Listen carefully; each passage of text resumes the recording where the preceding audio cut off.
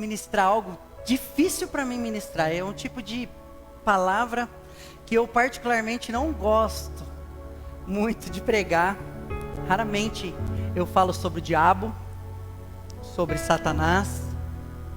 Se ele depender de mim, ele vai ser esquecido no tempo. Porém, infelizmente não deixa de ser uma verdade a ação dele na terra, porque a palavra diz que o mundo jaz do maligno, e a ação dele na vida dos cristãos e na vida de quem não é cristão também, de quem não serve a Cristo. E é muito interessante que antes de eu começar a ministrar essa palavra, quando eu estava pensando sobre isso, essa semana o Senhor foi colocando isso no meu coração, eu me lembrei de muitos anos atrás, quando eu fiz o Senai de eletricidade.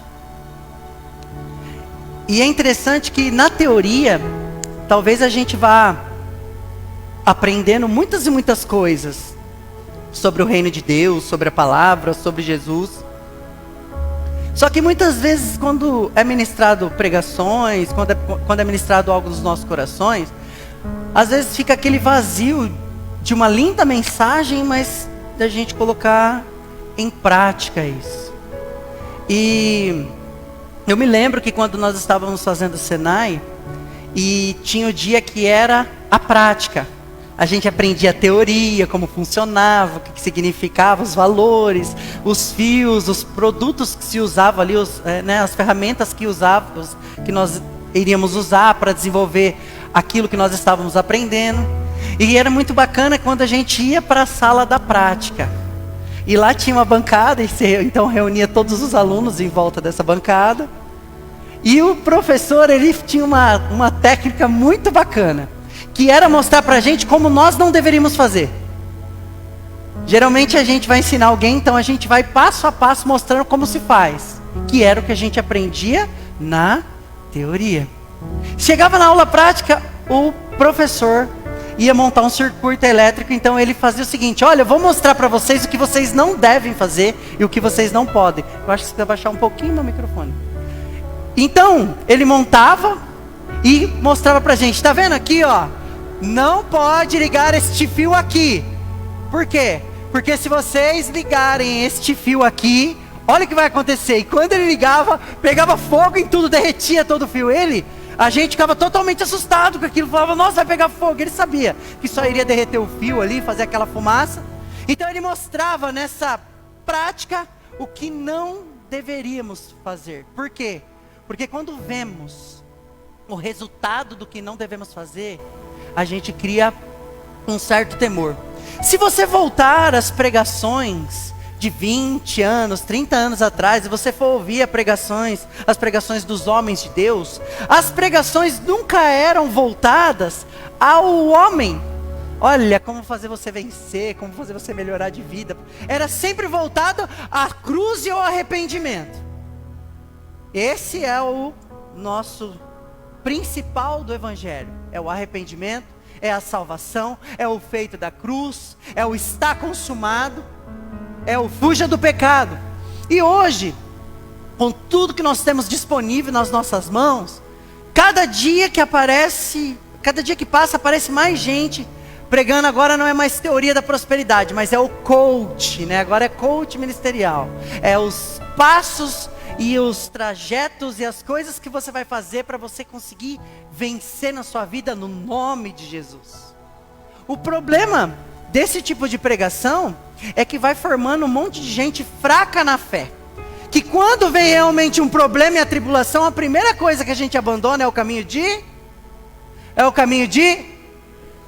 Você já reparou que tanto eu quanto você, a gente tem essa facilidade de abandonar primeiramente o caminho de Deus, que é o único caminho que nos ajuda a manter de pé. Ele é o único que pode fazer algo por nós na hora mais difícil, na hora mais tribulada da nossa vida. É Ele que pode fazer isso. Então, ninguém aqui tem um problema com Deus, porque Deus também não tem um problema conosco. E acontece que durante esses anos, muitos homens também se aproveitavam da palavra para colocar medo nas pessoas.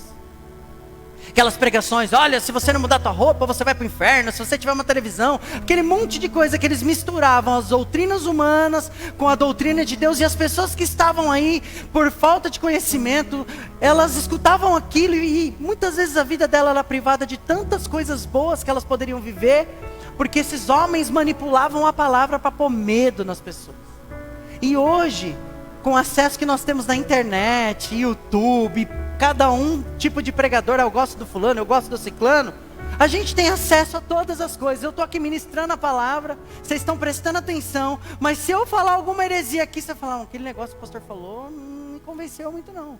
Eu preciso aprender sobre isso direito. Pastor, o que está acontecendo? Por que você falou isso? E essa ministração que eu vou falar aqui hoje, esse ensinamento que eu vou dar aqui hoje, é justamente para fazer você pensar.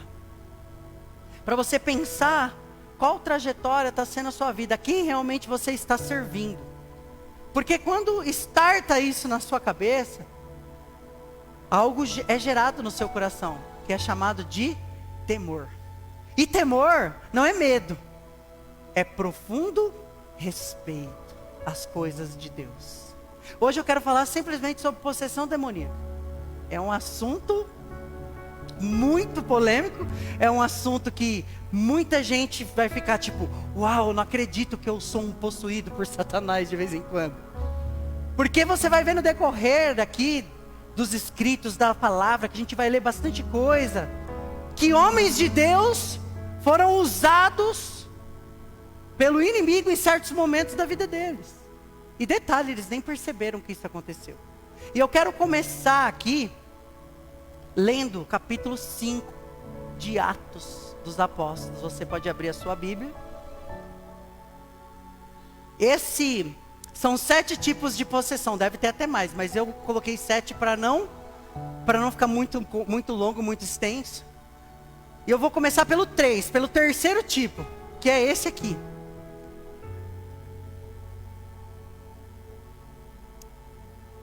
Que todo mundo sabe, essa passagem é a passagem de Ananias e Safira.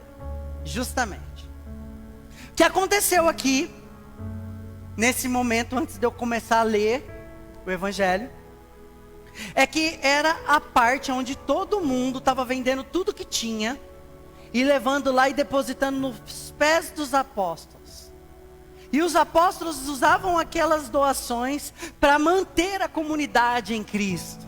Ou seja, a Bíblia relata que ninguém passava necessidade de nada. Seria algo perfeito nos dias de hoje, né? Todo mundo dividindo o que tem e todo mundo vivendo igual. Ninguém vivendo lá no topo e o outro lá na miséria. Essa era a ideia da igreja perfeita. Mas será que esse era realmente o sonho de Deus? Porque quando Deus chama os discípulos e fala, vão para Jerusalém, até vocês serem revestidos de poder. Qual era a ideia? Era a ideia que depois que eles fossem revestidos de poder, eles saíssem pregando o evangelho a toda criatura e levando as boas novas àqueles que não conheciam. Você, quando ganha algo muito, muito bom, e aquilo é algo que você pode dividir, e você tem muito daquilo, o que você quer fazer? Se você for uma pessoa cheia de Deus, você quer dividir com o teu próximo, e as boas novas é isso. Hoje, quando nós estávamos vindo, eu fiquei olhando algumas pessoas sentadas na porta da casa delas, alguns senhores de idade, vamos dizer assim, e eu fiquei pensando assim, Senhor, por quê? Por que ele não ouviu a tua voz ainda? Olha onde ele está ali agora, parece que ele só está esperando a hora chegar para ele morrer. E eu estou indo lá para um lugar onde seu nome vai ser glorificado, onde nós vamos entoar louvores, onde sua palavra vai ser ministrada. E quantas pessoas nesse momento estão dentro de casa fazendo nada? Não sentindo o teu toque, não escutando sua palavra, não alimentando a tua alma. Quantas pessoas nesse momento não escutaram essa voz doce e agradável? Que o povo que vai estar lá comigo hoje, e que outros que estão em outras denominações, outros lugares agora, também já receberam. Por quê? Por que tanta gente que não conhece o teu nome? Será que falta nós, o povo de Deus, realmente anunciar as boas novas? Eu tiro por mim, que até o dia que nós decidimos buscar ao Senhor, ninguém nunca tinha vindo falar para mim de Jesus. E eu fiquei pensando nessas pessoas, e aí olhando esse texto de Ananias e Safira, todo mundo vendendo as propriedades e doando. Ananias e Safira tinha uma propriedade. E eles vendem essa propriedade e pegam metade desse dinheiro, uma parte desse dinheiro, vão lá e entregam nos pés dos apóstolos. O problema não foi porque ele deu metade, porque a propriedade era deles. Eles poderiam chegar e falar: olha, nós estamos aqui, nós vendemos a nossa propriedade e a gente está querendo doar esta quantidade aqui. O problema é que eles entregaram aquilo falando que era tudo, e não era tudo. É igual quando nós cantamos aquele louvor: tudo que eu tenho é seu, e não é tudo. Muitas vezes a gente não está disposto a abrir mão de algumas coisas. Quando esses homens aqui, tanto Ananias quanto Safira, fizeram isso, e ele foi questionado, falando assim: por que você está mentindo para o Espírito Santo? O que aconteceu com ele? Para quem não sabe, a Bíblia narra que ele morreu instantaneamente. Já estamos falando de Novo Testamento, não é mais lei, era graça. Só que a manifestação do Espírito Santo naquele momento era tão poderosa, que eles mentiram para o próprio Espírito Santo, e a Bíblia diz que Ananias morreu imediatamente. A Safira não estava junto, não sabia o que tinha acontecido. Então eles sepultaram, se não me engano, Ananias e foram falar com Safira. E perguntaram: é verdade mesmo que vocês entregaram tudo? Ela teve uma chance de dizer: não, nós não entregamos tudo. Nós demos uma parte, a outra parte está guardada. Mas ela fez o quê? Mentiu também. E quem é o pai da mentira? É Satanás. Eles foram usados por quem para fazer aquilo? Por Satanás. E eles perderam, a Bíblia narra que eles perderam a vida. Eu acredito que, tão distante quantas vezes estamos do Espírito Santo, não temos mais esse poder que era gerado nesse lugar. Assim, quando, se não me engano, Paulo manda aquele cara ficar cego porque ele estava atrapalhando. Você imagina hoje, no mundo gospel que a gente vive, que quando a outra denominação não faz o que a gente faz, a gente já quer amaldiçoar. Quando uma pessoa não age do jeito, a gente já quer. Quantas vezes você já não viu na internet, ou aí pessoas falando: Deus vai pesar a mão em você. Imagina se os cristãos de hoje tivessem esse poder. Quanta desgraça não estaria acontecendo aí em nome de Jesus. Então Ananias e Safira, eles tinham tudo para viver o melhor de Deus com aquele povo, mas eles foram usados pelo inimigo. E há uma diferença entre possessão demoníaca e ser influenciado pelo inimigo. É que quando fala de possessão, a gente já imagina o quê? Aquela pessoa rolando no chão endemoniada, babando, rosnando. A gente imagina aquela cena que a gente vê na Universal, o diabo conversando com o pastor. A gente imagina aquilo lá. Só que são graus de possessão. E o grau mais vagabundo que tem é esse: quando você vê uma pessoa caída, endemoniada, rolando, babando, falando com a voz do diabo lá, que ninguém nem sabe se é a voz do diabo ou não. Porque não dá para acreditar em nada que vem dele, né? Quando a gente vê aquela pessoa caída, endemoniada, aquilo ali é a parte mais rasa que um demônio possui uma pessoa. Por quê? Porque geralmente a pessoa, quando chega naquele grau, ela já entregou a vida dela toda para Satanás. Pode reparar que as pessoas que são do mundo das drogas, as pessoas que são da bebida e que abrem a porta para adultério, para coisas horríveis, essas pessoas, elas caem endemoniadas facilmente. Esse aí é o grau. Quando você vê aquilo, você pode falar: esse daí é o demoninho mais chinfrim que tem aí da turma toda, é o mais fraquinho de todos. Você vai ver que aqui no lugar de Ananias e Safira, nenhum dos dois estava rosnando, nem falando com voz de diabo, nem nada. Eles estavam como? Normais. E olha a maneira como que Satanás agiu na vida daqueles dois, daquele casal. Apenas com a mentira. Escute o que eu vou te falar. A mentira pode matar você espiritualmente. A verdade dói, e dói uma vez só. A mentira, ela destrói qualquer tipo de confiança que tem entre você e a pessoa. Ela destrói relacionamentos que talvez você levou anos para construir. Você leva anos para ter um nome, leva anos para ser uma pessoa que alguém olha e fala, essa pessoa é de confiança. Só que aí vem a mentira e destrói em segundos tudo que você levou anos para construir. Por isso que a verdade, doa o que doer, fale a verdade. Porque quando você fala a verdade, você pisa na cabeça de Satanás. Porque o que ele quer é que que a nossa vergonha, ele quer que o nosso orgulho não deixe a gente falar a verdade. Ele quer que a gente minta, mesmo que forem coisas banais, ele quer isso. Mas olha o que aconteceu com esses dois aqui. Você imagina se isso aqui tivesse funcionando hoje ainda? Mentiu, morreu. Quem estaria vivo aqui? Não ia ter eu pregando e nem vocês sentados aí. Já parou para pensar nisso? Porque, infelizmente, às vezes a gente mente, faz alguma coisinha ou outra. E vamos no decorrer disso, o primeiro tipo que a gente pode narrar é aquele endemoniado de Gadareno. A Bíblia narra que Jesus sai de um barco e atravessa um rio e chega lá em Gadara, onde tinha um endemoniado, que é esse naipe de cara que eu estou falando aqui, que quebrava corrente, morava no cemitério, rosnava, estava lá. E Jesus chega lá, e quando Jesus chega, Jesus não precisa falar nada. Os demônios tremem. E eles sabem quem é Jesus. Então esse endemoniado vem de encontro com Jesus e fala assim: o que tu queres de mim, filho de Deus? Me deixe em paz. Jesus não precisou falar nada. Jesus não precisou ficar gritando com o demônio, falar, está amarrado. Agora, não. Jesus ficou esperando, porque ele já sabia. E se a sua vida for cheia do Espírito Santo dessa forma, onde você chegar, o inimigo não vai ter o que fazer. Ele vai ter que ficar, quietinho. É por isso que nós temos vários tipos de igreja. Aquela que daqui a pouco está todo mundo caído endemoniado aqui.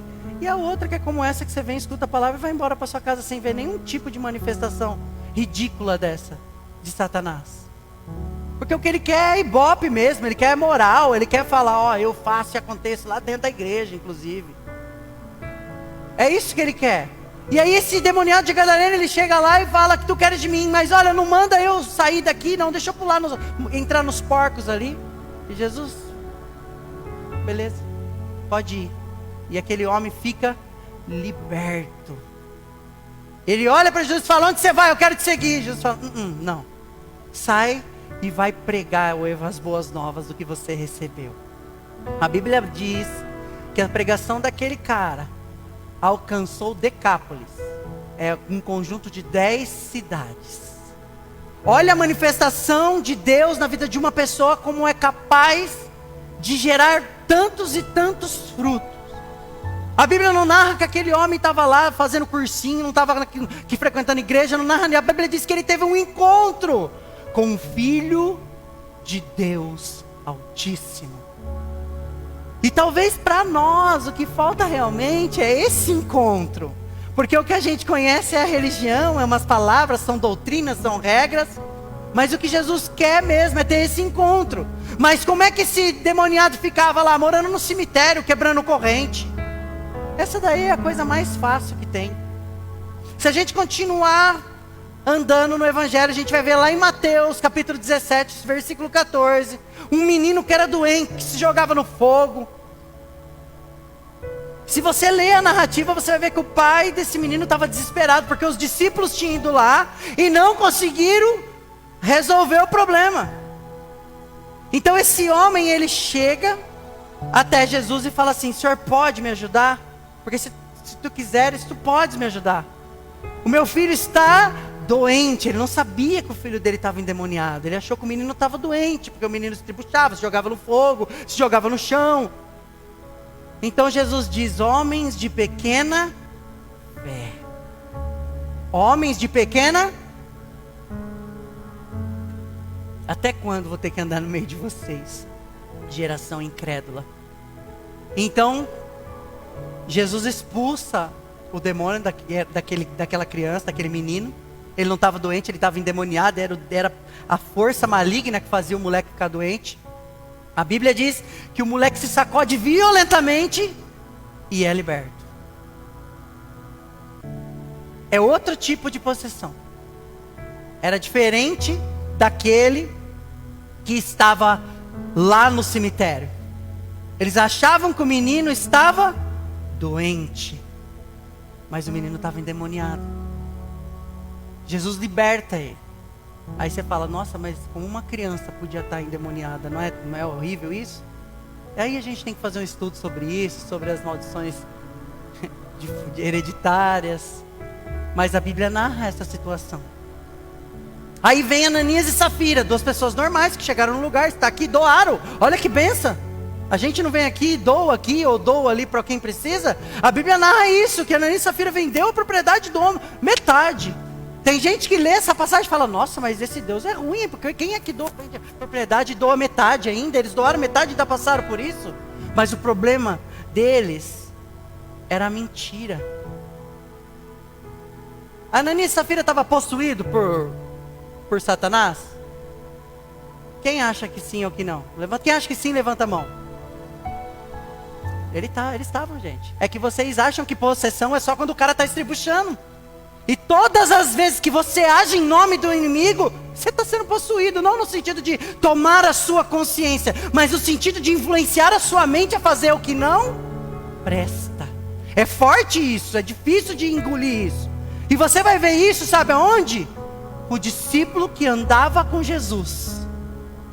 A Bíblia narra, no capítulo 22 de Lucas, que o Judas que andou com Jesus 3 anos, cuidava do dinheiro, foi possuído por Satanás. 22:1.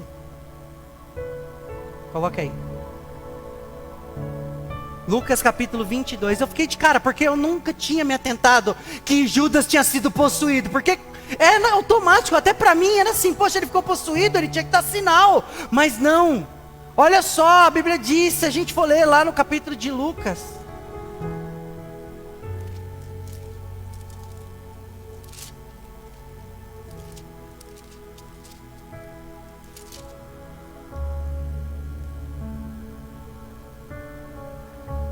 Olha só, estavam se aproximando da festa dos pães sem fermento, chamada Páscoa, e os chefes dos sacerdotes e o mestre da lei estavam procurando um meio de matar Jesus, mas tinham medo do povo. Como é que eles iam fazer para ir lá matar Jesus se eles estavam com medo? Eles não precisavam de muito, eles só precisavam de alguém que estava sendo direcionado por Satanás. Versículo 3. Então Satanás entrou em Judas. Por que Satanás entrou em Judas? Porque o coração dele estava corrompido Ele não sabia que Jesus ia passar por tudo aquilo. Ele achou que o pessoal ia pegar Jesus e dar um cacete em Jesus e depois largar, que era o que fazia com a maioria. Afinal de contas, Jesus nem tinha feito algo tão grave. E aí o interessante é o que acontece aqui no versículo 4. Olha o que a Bíblia diz, que Judas dirigiu-se aos chefes dos sacerdotes, aos oficiais da guarda do templo, e fez um negócio com eles, tratou com eles. Como poderia entregar Jesus? Ou seja, ele arquitetou tudo. Imagina a ação, a influência maligna que fala que ele estava possuído, que tinha entrado nele. Imagina o tanto que esse homem estava a ponto de ir lá, sentar com as pessoas, combinar como é que ia fazer, combinar valor, vender Jesus. E ainda o pior estava por vir, porque ele ficou pensando, como que eu posso entregar Jesus? Vai estar um monte lá, os discípulos vão estar lá.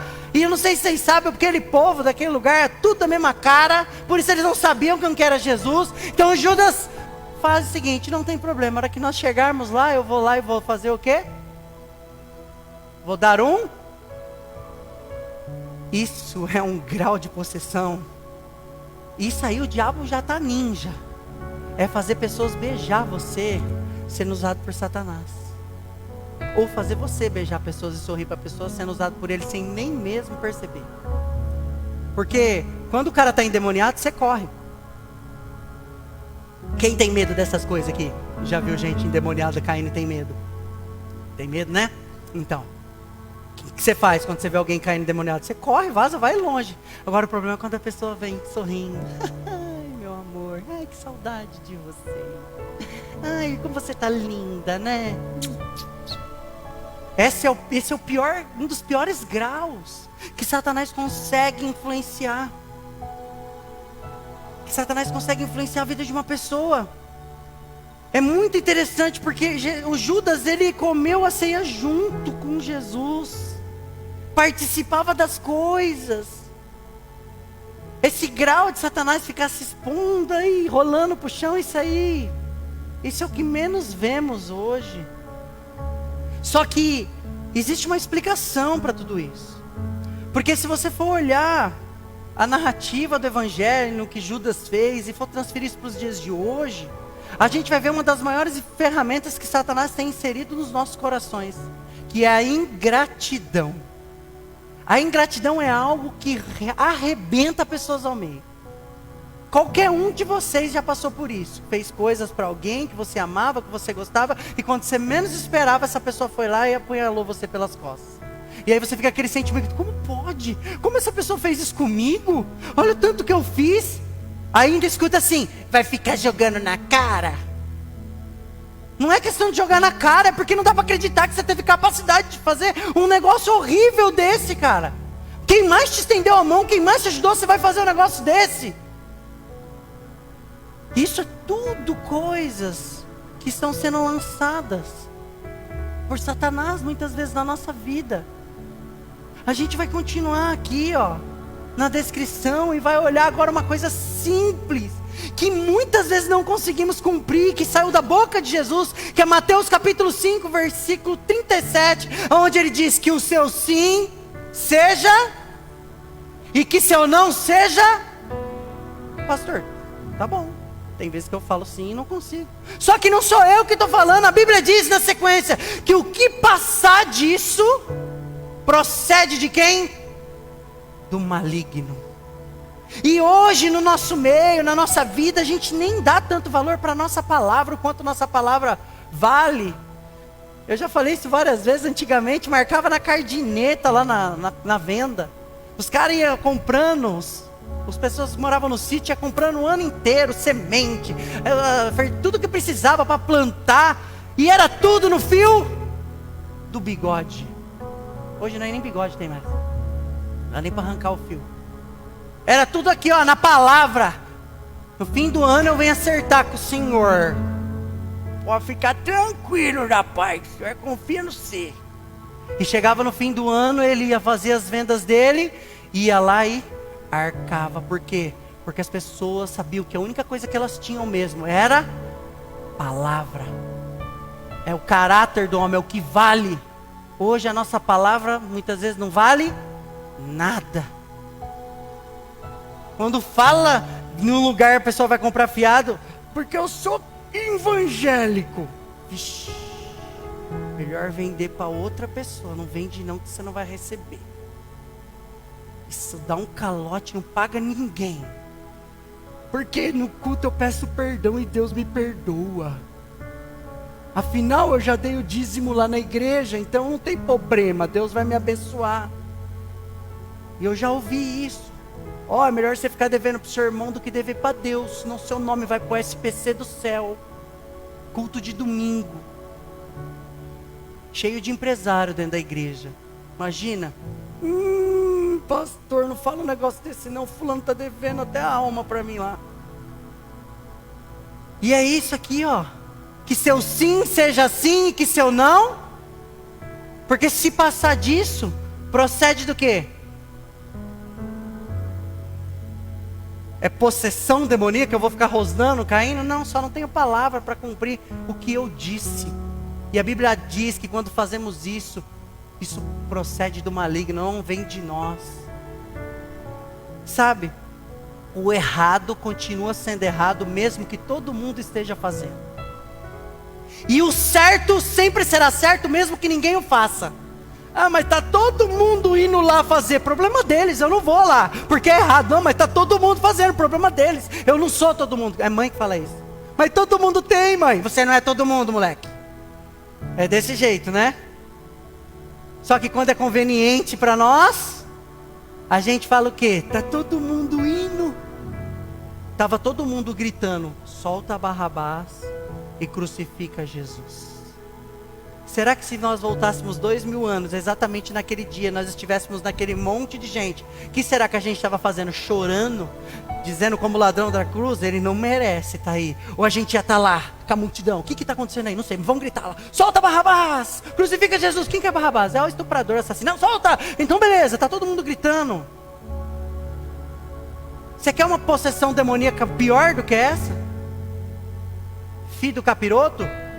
Povo gritando lá para crucificar Jesus, o único que veio para nos salvar, libertar, que nos amou, que fez tudo por nós. Mas é possessão ou influência? Não importa o que seja, de alguma forma o inimigo está agindo na sua vida. E hoje a pregação é justamente isso, é querer mostrar para você o que é que você não deve fazer, cara. Porque sabe o que acontece? Muitas vezes a gente faz coisas com maior intenção do nosso coração em fazer coisas boas. Só que o errado é errado, mesmo que todo mundo esteja fazendo. E toda vez, quando você fez alguma coisa que não devia, e alguém veio tentar te corrigir, você fala assim: Deus sabe da intenção do meu coração. Cara, você acha que Deus está preocupado com a intenção do teu coração? Porque se você fizer alguma coisa errada, mesmo não tendo às vezes até a consciência, e tentando fazer por falta de conhecimento, de vontade do evangelho, você vai continuar sendo errado. O que Jesus deseja? Era que nós venhamos conhecer a palavra dele para a gente aplicar do jeito certo. Porque de boas intenções, o inferno está cheio, está bem cheio de boas intenções.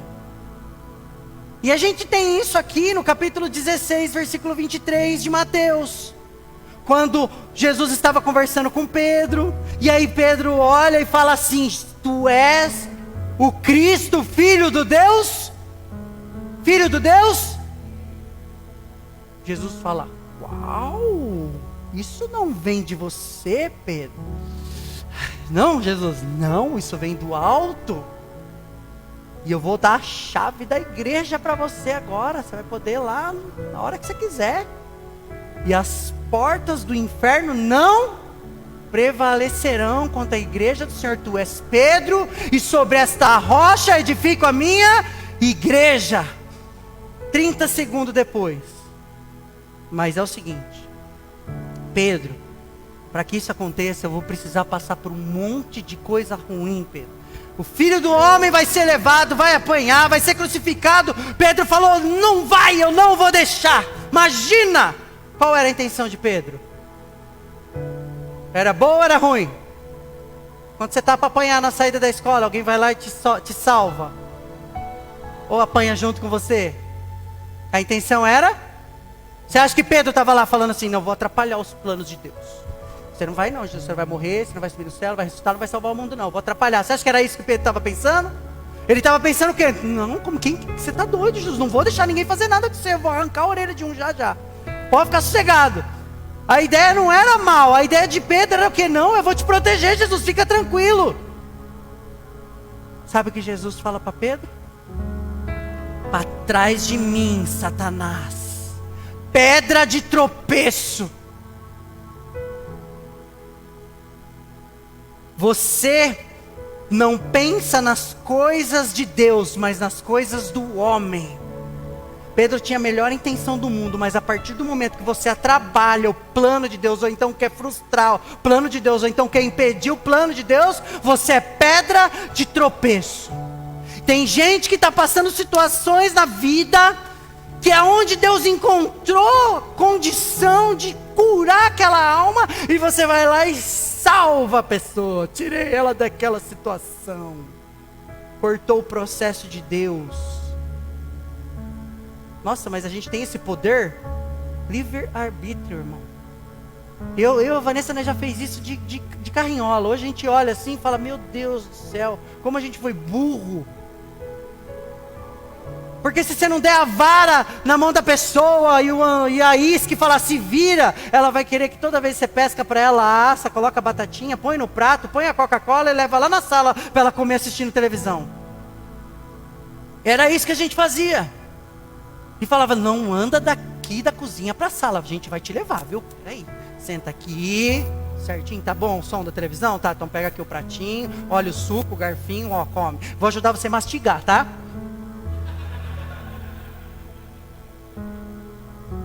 E a gente fazia isso porque a gente amava tanto, que a gente queria que as pessoas não sofressem, que a gente sofreu. Mas o ser humano só vai quando espreme, não tem jeito. Talvez esse momento ruim que você passou de sua vida, esse momento difícil que você passou, vai fazer você ficar mais próximo de Deus. Porque o ser humano é adaptável, ninguém aguenta ficar muito tempo sofrendo. Não pode, gente, não precisa muito. Você entrar um espinho no seu dedo, começa a cutucar, aí beleza, no outro dia inflamou, aquilo está doendo, aí ninguém aguenta, você quer arrancar o espinho dali porque vai estar te incomodando.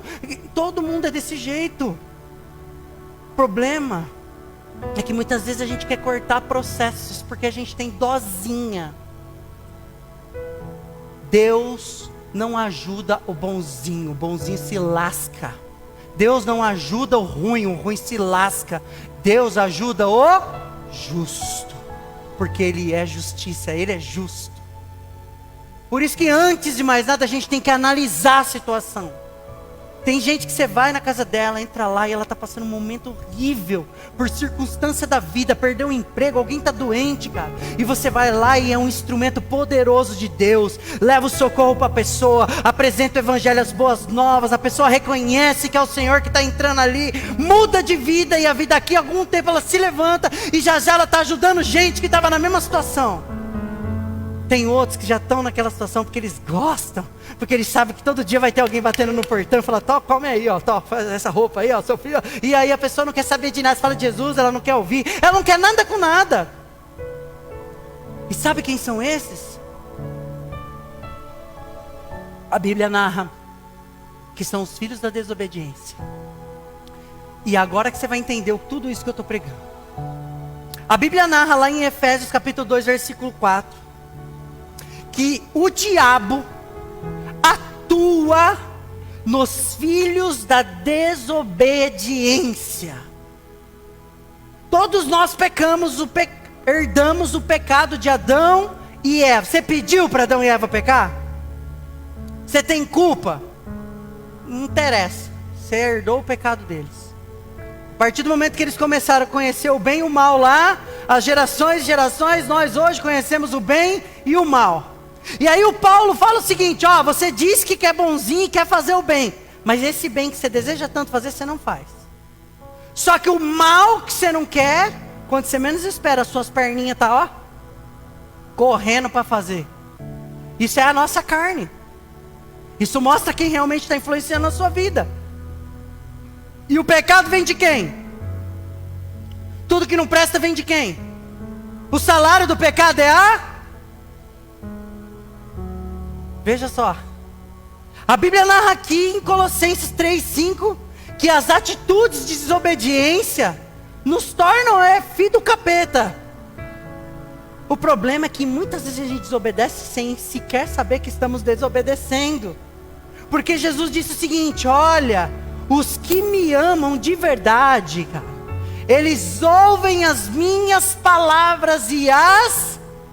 Quanta gente você conhece que não está nem aí para Jesus, não quer saber de igreja, e só faz o que não presta. Essas pessoas, elas são os filhos desobedientes. Glória a Deus, né, pastor? Que é só quem não conhece Jesus. Porque a partir do momento que você deu um passo para aceitar Jesus, na verdade foi Ele que nos aceitou, mas Ele dá essa migué para nós, pode escolher aí. A partir do momento que você escolheu falar, Senhor, agora Tu és Senhor, o nosso Deus. A partir do momento que a gente fala isso, não dá mais para você dar migué e falar, isso aqui eu faço, pastor, mas isso aqui não. Não, você vai ter que viver agora conforme o Evangelho ensina. O Evangelho diz o seguinte, ó, eis que tudo se fez... E nova criatura vocês? Então por que você está fazendo essas porcarias que você fazia antes de conhecer Jesus? Por que você está escolhendo esse caminho horrível? Por que você está sendo filho da desobediência? Porque a Bíblia diz que o diabo usa os filhos da desobediência. E esse é o grau, nível hard, top, mais top que o demônio tem para agir na vida de uma pessoa. Através da desobediência. Pastor, mas quando me ofereceram Jesus, não me falaram desse negócio aí. Pois é, pegadinha do malandro, né? Tá em tempo ainda, se você quiser largar e voltar pro Buda, para quem você quiser, pra vaca dos hindus lá, tá livre. Mas se você quer Cristo, quer viver o melhor de Deus, quer ser filho amado, não quer ser fiote do capiroto, você vai ter que mergulhar na palavra, para você não errar achando que está acertando. Porque mesmo que você erre achando que está acertando, isso não muda o fato que está errado. E é justamente isso. Muitas vezes a gente faz o papel do diabo sem nem sequer perceber, e o diabo fica de longe assim: rapaz, olha só, nossa, deixa eu anotar isso aqui, moço, não foi eu não, viu? É ele que está fazendo esse negócio aí sozinho. Vou anotar aqui para ver se eu uso com o irmão lá, que aquele irmão está meio duro na queda, mas vou usar, porque olha, a criatividade dele é incrível. Mas o mérito é de quem quando você faz o que não presta? Você foi filho de quem? Porque quando fala, se eu perguntar aqui, quem aqui é filho de Deus, levanta a mão. Só tem 3 filhos de Deus aqui? Todo mundo é filho de Deus. E quem aqui é filho do capeta? Ninguém levanta a mão, né? Incrível, né? Só que quando a gente faz o que não presta, a gente é sim. Pastor, mas é muito dura essa pregação. Você está falando, é difícil da gente entender. Porque possessão, influência. Olha o que Jesus falou para Pedro, cara: para trás de mim, Satanás, pedra de tropeço.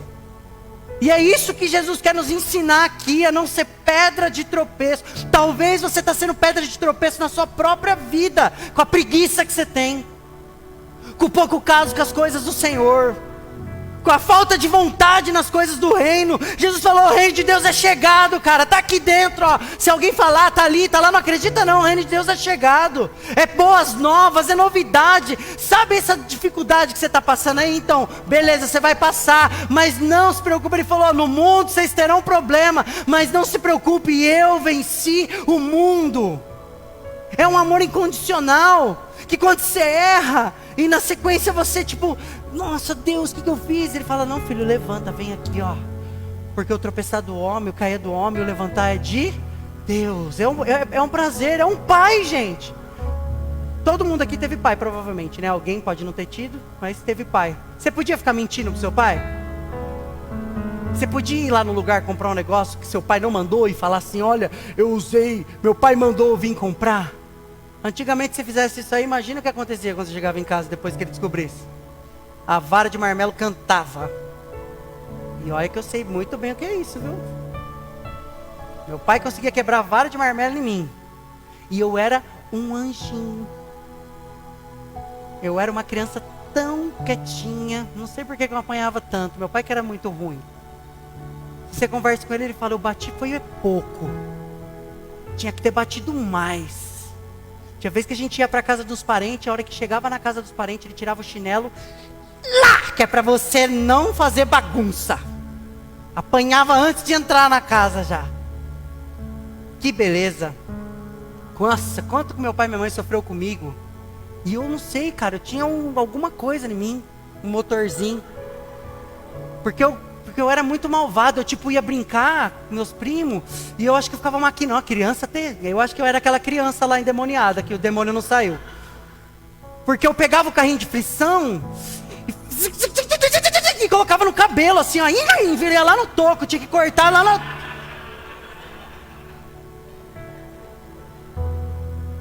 Meus primos sempre teve a vida melhor que a minha, assim, da minha família, né? Eu sempre fui o filho, o parente mais pobre da família, que morava no fundo da casa da minha avó. E meus primos com mountain bike. Quando meus primos ganhou uma mountain bike, 18 marchas, eu ganhei uma monareta. Eu queria, aquilo, eu acho que foi essa semana que não sei quem que postou de presente. Eu me lembro nitidamente um dia que eu fui num lugar da casa dos meus parentes e meu primo ganhou um ferrorama desse tamanho. Caixa nem cabia na mesa, e pra mim vieram com um pacotinho azul com uma cueca amarela do Piu Piu. Era melhor não ter dado nada, né? E essas coisas para uma criança, você imagina. Então eu queria quebrar tudo que eles tinham. Eu pegava os melhores brinquedos, saía escondido e colocava embaixo da roda do carro para quando algum parente fosse embora, passasse por cima e quebrava tudo. Você imagina o quanto meu pai e minha mãe não sofreu comigo. Diretoria da escola era 3 vezes por semana. E eu tinha o cabelo do chororó, que era compridinho aqui assim, de franjinha. Você imagina a sofrência que era do diretor, porque ele foi professor do meu pai. E meu pai era um anjo também. Aí ele falou assim, quando ele ia lá, Jair, eu já paguei meu karma com você, agora vem esse filho do capiroto seu aí, seu filho. Me catava pro cabelo e me levava lá pra diretoria. Que naquela época ainda podia. E meu pai chegava sarrafo em mim, filho, não tinha dó não, era porrada, era cabo de vassoura. Teve uma vez que eu derrubei uns salames no meio das almofadas, e era aquele sofá de couro, eu fui limpar e meu pai viu, e meus primos estavam ali, veio com o cabo de vassoura e deu na minha perna, os meus primos ficou tudo estatizado assim, ó. E engole o choro. Era desse jeito, era um negócio, nossa... Eu apanhava muito, gente. Uma vez eu queria um pipa, eu era obcecado por pipa. Eu dormia abraçado com pipa, 5 horas da manhã, eu acordava, já ia soltar pipa, e aí eu perdia tudo e ficava nem louco, era o dia inteiro atrás disso. E aí não sei o que aconteceu, meu pai me prometeu um pipa, e nós foi comprar o pipa e adivinha? Não tinha. Aí eu fiquei bravo. Meu pai me bateu tanto aquele dia, mas tanto, vara de marmelo, quem conhece, você dobra, ela não quebra. E ele quebrou em mim, continuou com outro pedaço, e ele quebrou de novo, não tinha mais, ele arrancou a cinta, e aí já estava batendo, aí meu avô saiu lá da casa dele. Meu avô era um cara que sempre ficava assim, no canto da parede, ó. Você piscava e no banheiro que voltava, a luz estava desligada, para economizar. Meu avô saiu de lá da casa dele, meu pai batendo, já fazia 2h30. Aí ele desceu e falou, Jair, para de bater um pouquinho, amanhã você bate mais meia hora, porque daqui a pouco ele não vai estar vivo mais. Fora o terror psicológico.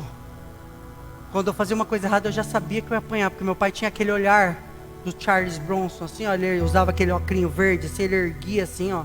Quando eu via aquilo ali, eu já desentiria na hora.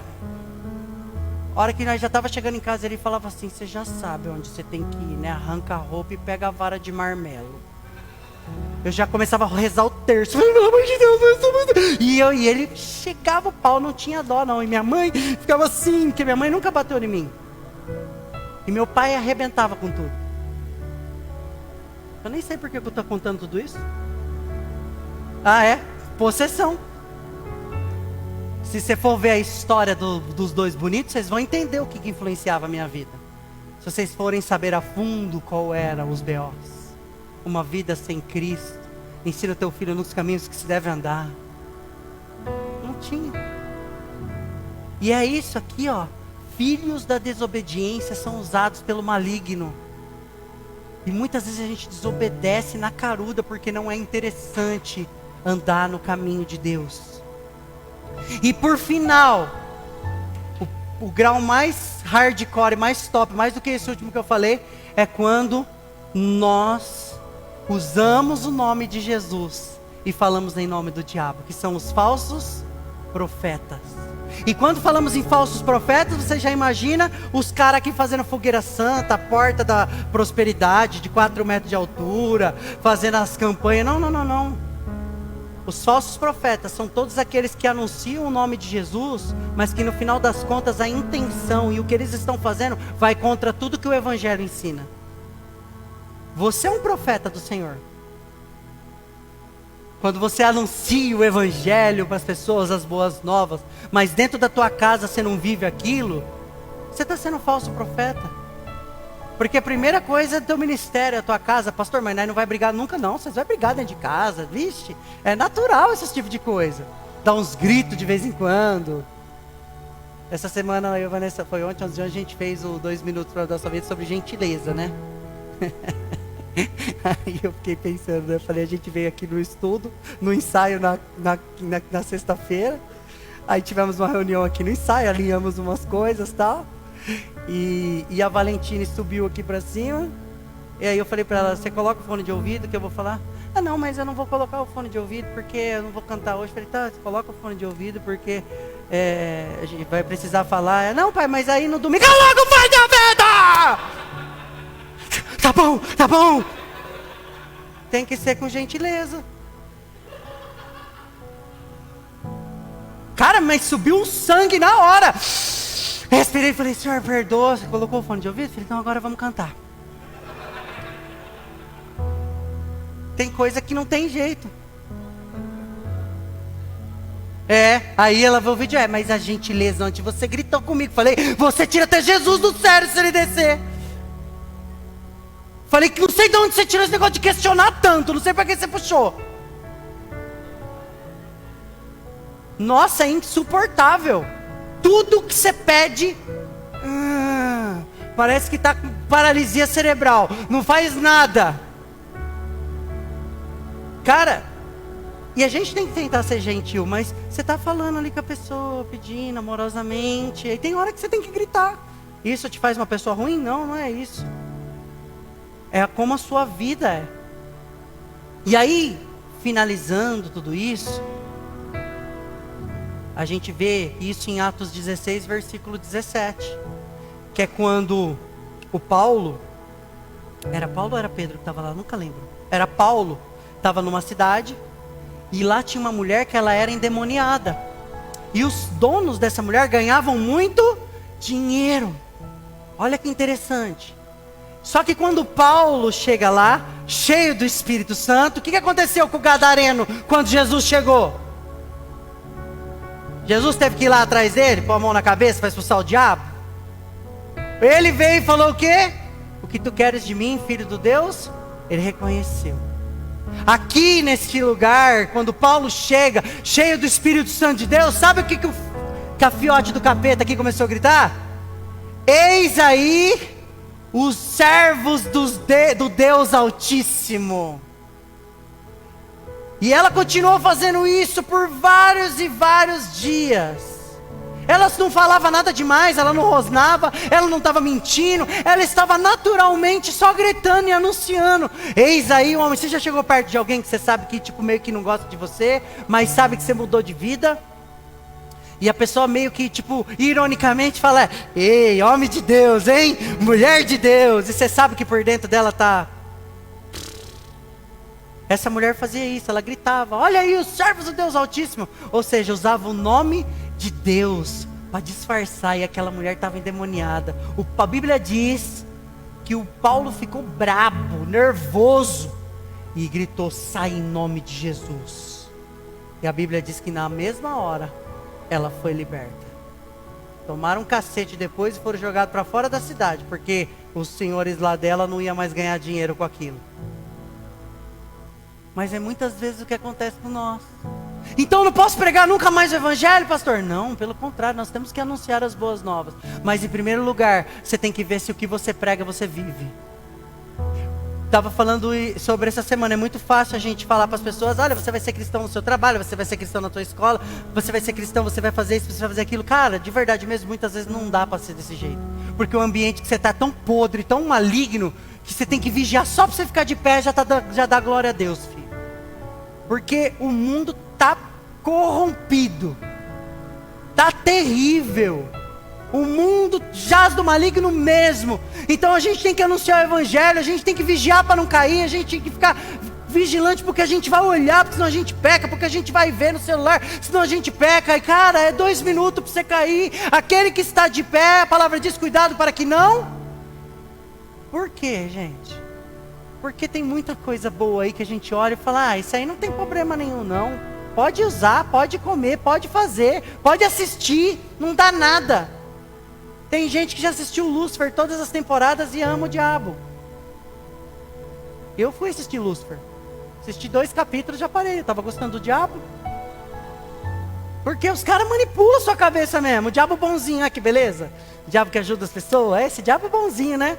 Tem coisa que você não pode, cara, que você tem que ficar longe. Tem grupo de WhatsApp que você não vai poder participar, porque senão você vai cair. Tem lugares que você não vai poder ir, senão você vai cair. Você vai ter que ser um José do Egito, correndo do capeta da mulher de Potifar o tempo todo. E é óbvio.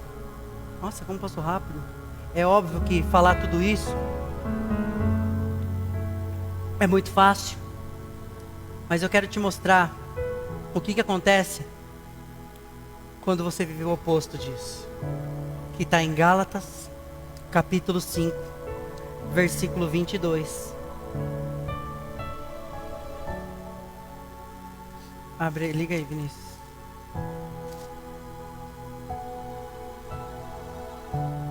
Mas os frutos do Espírito. Você quer saber se você está andando no caminho de Deus? Faz essa listinha, coloca no celular e analisa a tua semana acerca das suas atitudes do dia inteiro. Se você estiver gerando estas coisas aqui, você pode ter certeza que você não vai estar sendo usado pelo diabo em situação nenhuma da sua vida. Os frutos do Espírito são amor. Paulo diz: eu poderia entregar o meu corpo para ser queimado, mas se não existisse amor, de nada adiantaria. Alegria, paz, paciência. Eu vou começar uma série de pregações agora sobre os frutos do Espírito. E cada dia, se Deus permitir, me dê palavra suficiente, eu quero ministrar acerca de cada fruto do Espírito. Ele colocou isso no meu coração esses dias e hoje eu já ia pregar sobre paciência, mas Ele quis que eu pregasse isso para vocês. Porque nós estamos caminhando para um sentido onde cada um de vocês já não são mais meninos na fé, não são mais crianças na fé. Eu creio em nome de Jesus que Deus está levantando pessoas, está capacitando pessoas para que nós venhamos chegar num grau do nosso ministério, para alcançar vidas não só aqui em Lins, mas de um jeito que nós nem podemos imaginar. Eu sei que Deus tem poder para isso, mas para isso a gente não pode ser mais meninos na fé. E talvez hoje o que eu ministrei aqui, em alguma dessas coisas, você falou assim: pastor, eu fazia essa parada aí, cara. Meu sim nunca era assim, meu não nunca era não. E é muito importante a gente entender tudo isso.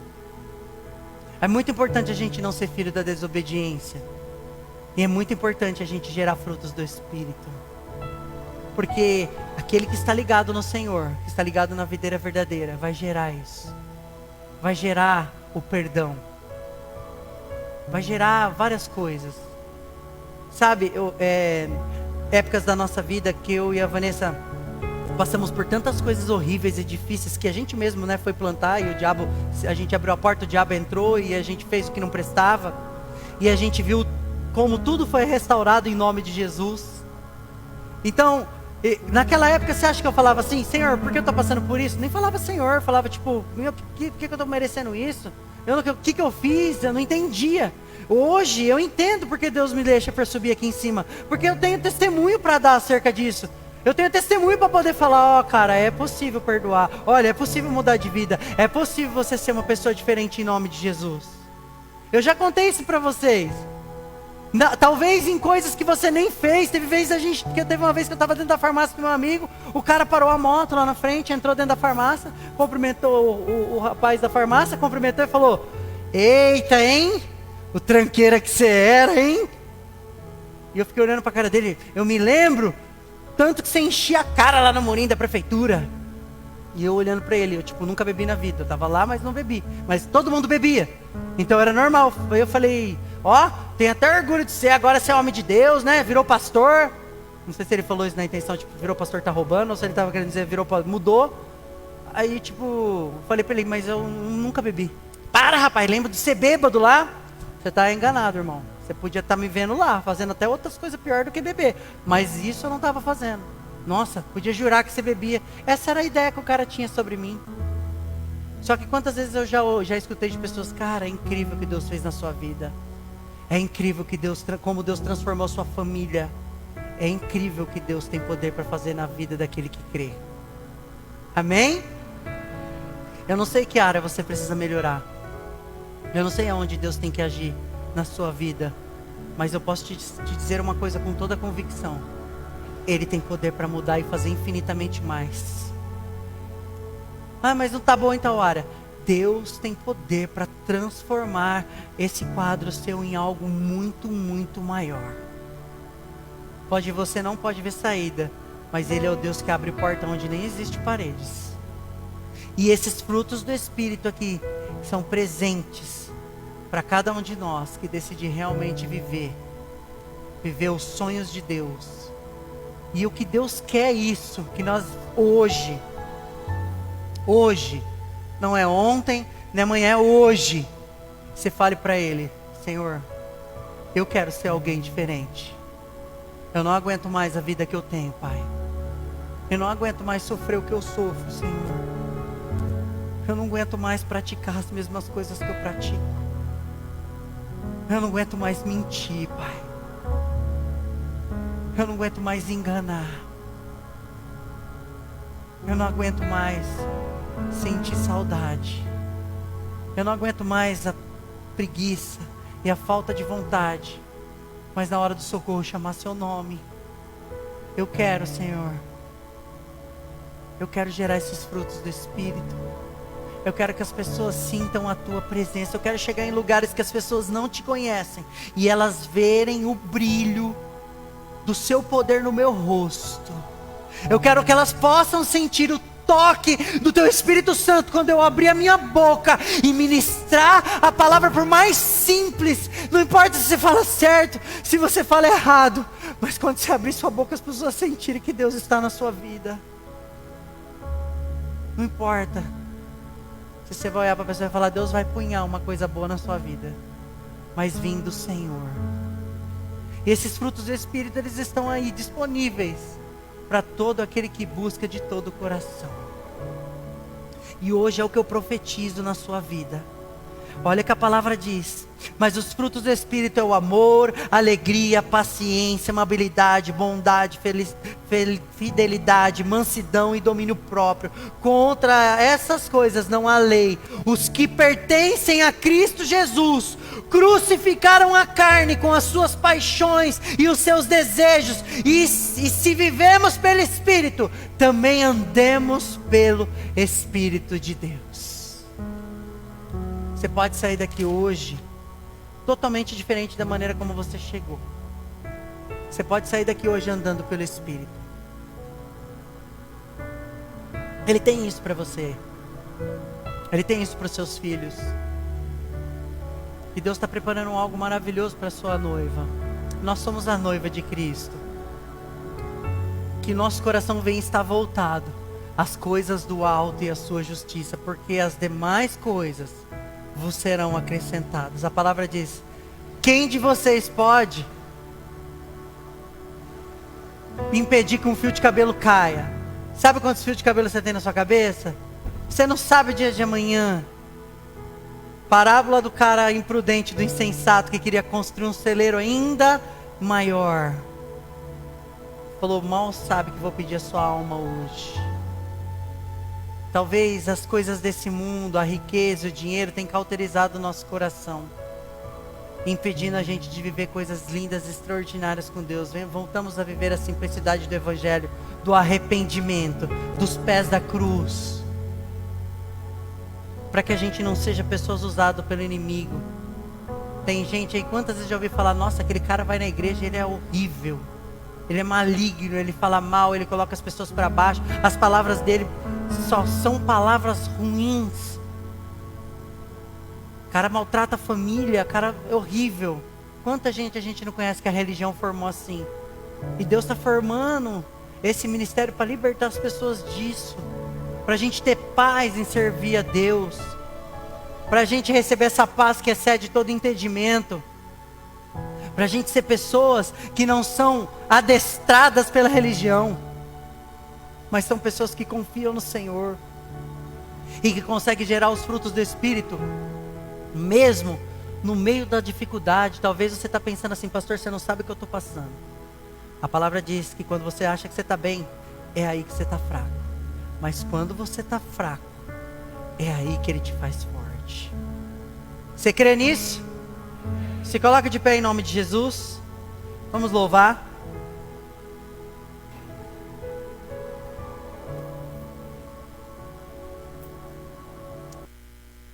Que não venhamos esperar ser tarde demais.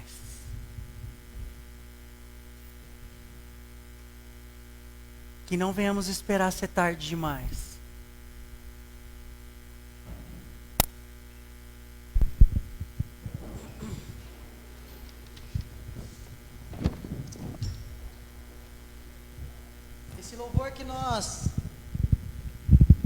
Esse louvor que nós entoamos no começo,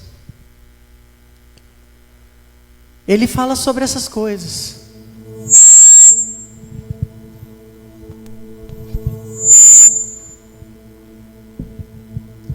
sobre se apegar às coisas daqui, porque sabe que tem um lugar que nos espera, que o nosso lar é o céu, e que Ele vai vir buscar a sua noiva, num piscar de olhar. Você consegue sentir todos os anos que você já passou da sua vida?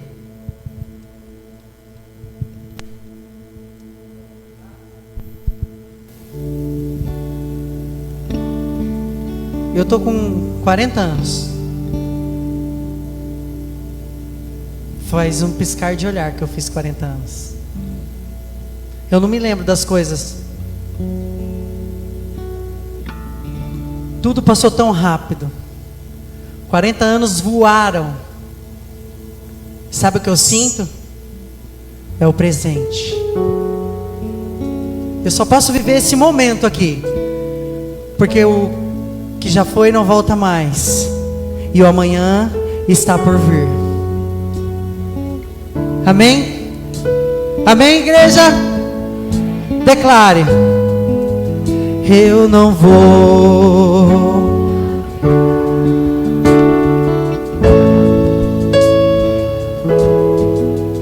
pois eu sei há um lugar que me espera.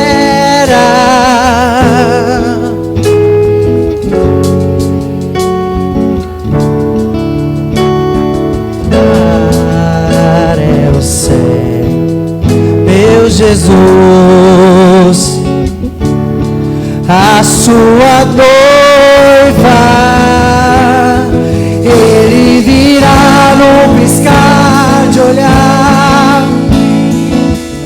Você está pronto? Na sua glória com Ele morar. Não há tristeza, não mais. Junto com os anjos cantar eu vou. Livre é o Cordeiro que se entregou. Ele vem, Ele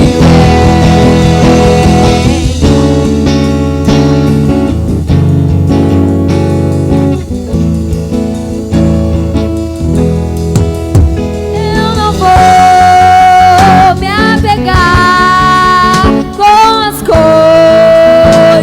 daqui, pois eu sei que há um lugar que me espera. Estrangeiro eu sou, o meu lar é o céu. Meu Jesus vem buscar a sua noiva. Ele virá no piscar.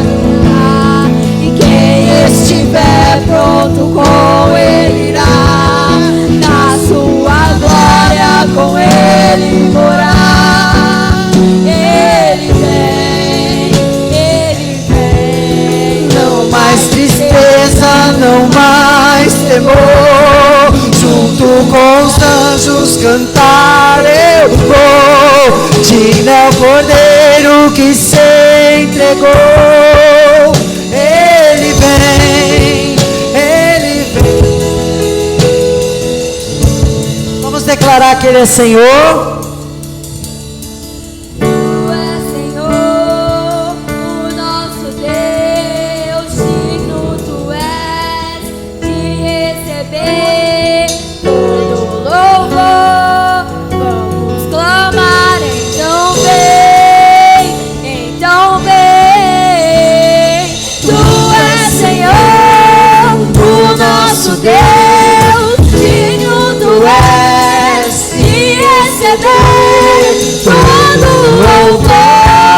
Vamos clamar, então vem, tu és Senhor, o nosso Deus, digno tu és de receber todo louvor. Vamos clamar, então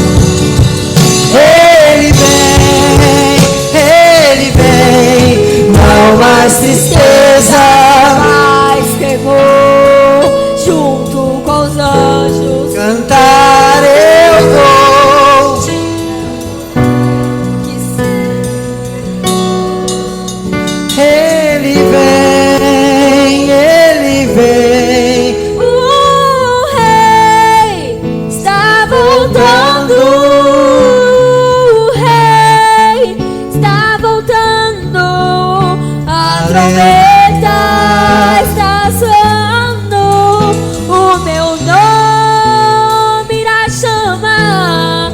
Sei, o Rei está voltando, o Rei está voltando, aleluia, Ele vem me buscar. Aplaude o nome do Senhor. Aleluias. Pai, muito obrigado, Senhor, por esta noite. Obrigado pela vida. Até aqui o Senhor nos sustentou, ó Deus. Muito obrigado, Pai, pela vida de cada um dos teus filhos que aqui estão, ó Deus. Não importa as dificuldades e as limitações que eles têm passado, ó Pai. Nós te pedimos, Espírito Santo, que a tua mão esteja sobre nós, poderosa, nos guardando, Senhor, durante essa semana, Pai. Que o Senhor possa conduzir os nossos corações a estar, ó Deus, buscando a tua face, Senhor, para que as pessoas que se acheguem até nós possam ter um encontro, possam sentir a tua presença, independente das nossas limitações, ó Pai. Eu te peço, Senhor, a todos aqueles que estão assistindo, Senhor, esta live, que eles possam ser abençoados, que a tua doce e agradável presença possa entrar dentro de cada lar, ó Deus. E eu te peço, Senhor, atraia os teus filhos para este lugar. Atraia, tem muita gente que está sofrendo por causa da religião, muita gente que não te conhece, muita gente que está parado em casa sentindo vazio, porque, meu Pai, foi machucado pelos laços da religião, ó Deus. Traz ela para esse lugar, meu Pai, para que elas possam viver o novo de Deus. Nós cremos que o Senhor quer transformar este lugar num hospital, Senhor, num hospital que vai curar as feridas, ó Pai, que homens trouxeram ao coração das pessoas. Pai, eu te peço no nome de Jesus, pelo poder do Espírito Santo de Deus. Amém? Tem alguém que fez aniversário essa semana? Se tiver alguém, vem aqui para a gente orar. Não tem ninguém? Amém. Levante suas mãos ao alto. Senhor, nós te agradecemos por esta noite, pela tua presença notória aqui no nosso meio, ó Pai. Que o Senhor possa cada vez mais se manifestar, Senhor. Queremos chegar, Senhor, a ponto de o Senhor nos tocar de um jeito que nunca fomos tocados, ó Pai. Quebranta o nosso coração, remove tudo aquilo que nos afasta de Ti, ó Senhor, em nome de Jesus. Em nome de Jesus. Eu senti se alguém precisar de uma oração, eu vou estar aqui. Eu quero orar pela sua vida. Tem alguém aqui que está sentindo o coração bem amargurado, entristecido. Eu quero orar por você. Tá bom? Levante suas mãos. Que a graça, a paz e a consolação do nosso querido e amado Espírito Santo de Deus venha estar conosco hoje, todo sempre. Ele virá num piscar de olhar. Quem estiver Pronto com Ele irá, na sua glória com Ele morar. Ele vem, não mais tristezas, não mais temor. Junto com os anjos cantar eu vou. Digno o Cordeiro que se entregou. Ele vem, Ele vem.